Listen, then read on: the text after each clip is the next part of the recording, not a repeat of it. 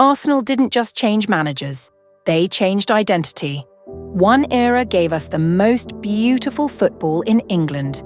The other built one of the most controlled systems in Europe. But here's the uncomfortable question. Was Wenger's Arsenal too soft for modern football? And is Arteta's Arsenal too robotic to inspire greatness? Let's break it down properly. When Arsène Wenger arrived, he revolutionized English football. Technical midfielders, one-touch combinations, fluid rotations, positional freedom. Arsenal didn't just win, they entertained. They moved like jazz. Players drifted. Full-backs overlapped. Midfielders rotated naturally. It felt expressive. It felt fearless. It felt like football should feel. But here's what nobody talks about.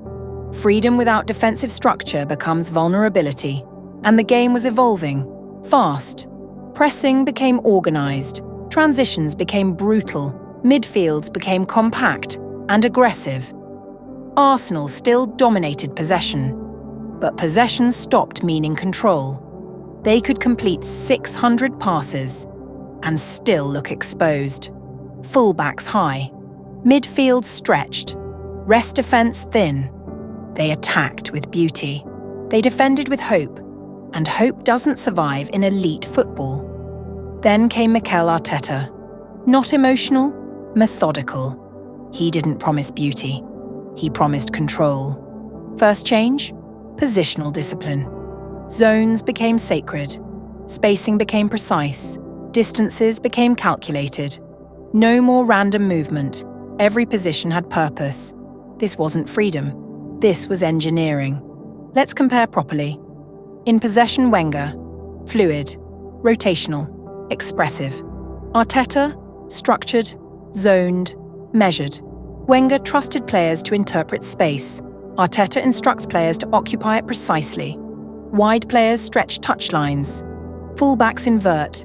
Midfield triangles create overloads.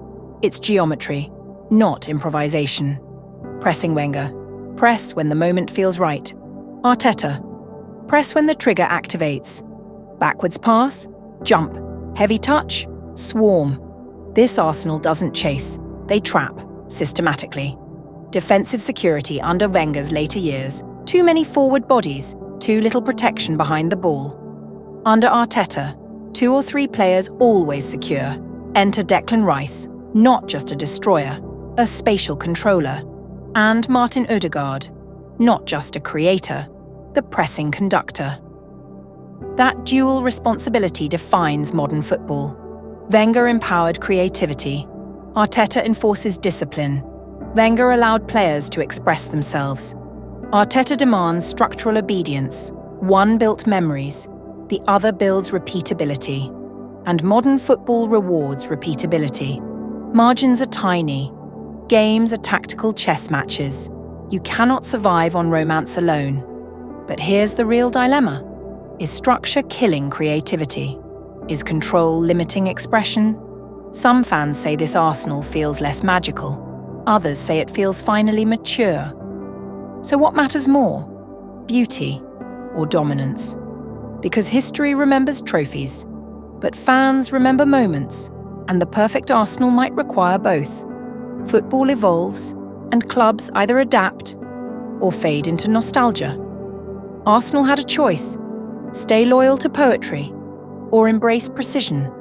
Under Arteta, they chose precision, not to erase Wenger, but to evolve beyond vulnerability. This isn't about disrespecting the past. It's about surviving the present. So I'll ask you again, which Arsenal truly wins? The beautiful one or the controlled one? Let me know. If you enjoy deep tactical documentaries like this, subscribe, because we don't just react here, we analyze the game properly.